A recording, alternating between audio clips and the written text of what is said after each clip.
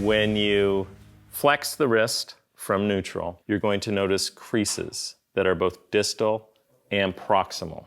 The distal wrist crease kind of has a W-shaped appearance, and it's the proximal border of your flexor retinaculum.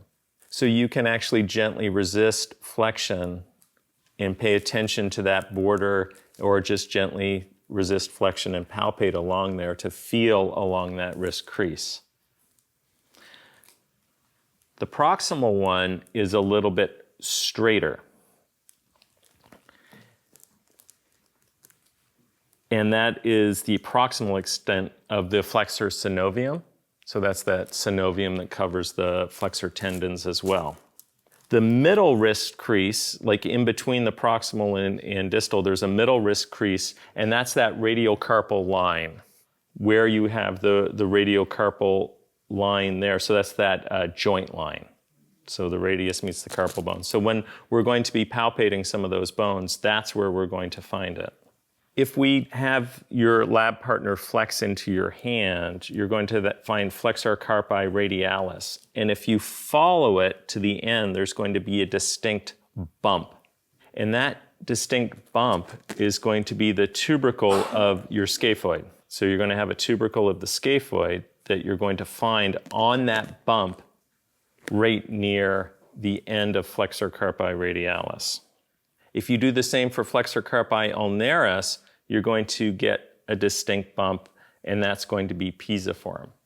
The flexor retinaculum attaches between those two. So as we're looking at the scaphoid and the pisiform, your flexor retinaculum is going to attach between those two.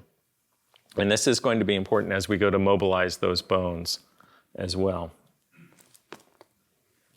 From the tubercle of the scaphoid, you're going to follow a line going along the thumb, or along the joint line of the thumb.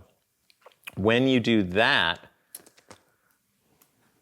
as you come along, you're going to have that ridge of the trapezium. And remember, the trapezium bone has a ridge, and it's the trapezium that articulates with the thumb.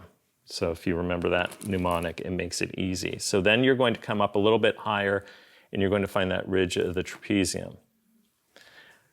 On the other side, when you go to the distal to the pisiform, you're going to find that hook of the hamate. So you have pisiform and hook of the hamate. Now, if you find the landmark between the hook of the hamate and the pisiform, that's going to be that distal attachment of the flexor retinaculum as well. If you go straight in between those 4 points, so you find scaphoid, pisiform, hamate, and trapezium, right in the middle, you're going to have capitate.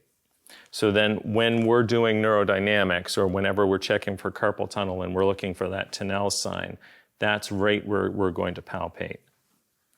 So that is the first setup that I want you to take a look at, and then what we'll do is we'll find the next one. So I want you to first work on finding that scaphoid and trapezium, pisiform, hamate. Look at those creases to find where the retinaculum is and where the synovium is, and find the capitate.